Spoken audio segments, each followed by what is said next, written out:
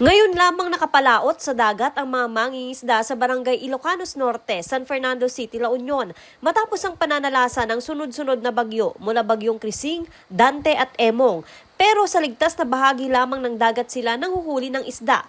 Kaunti lamang din ang kanilang nakuhang isda dahil pa rin sa nararanasang sama ng panahon. Sa tagal ng naranasang bagyo, matagal din silang nawalan ng trabaho. Data kami lang, guray tayo da. Kung ba't sa baling ang pagsapulam, hindi ibay-ibay mo lang. So ngayon, ikikanda kayo mga ayuda. Damot ma'am, intenda. Thank you.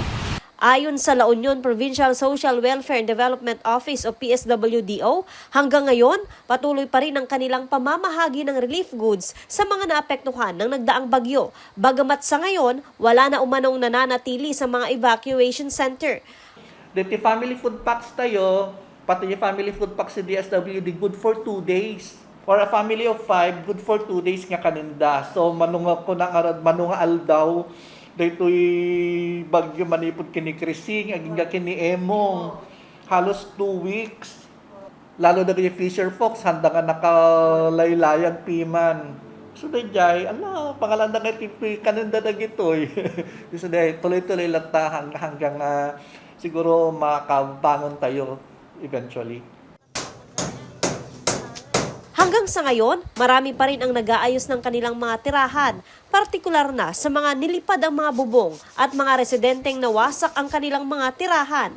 Yeah, nagre-repair po ng bahay. Dahil sa bagyong Emong po, nasira po. Karamihan, mga bahay, bubong, ganun.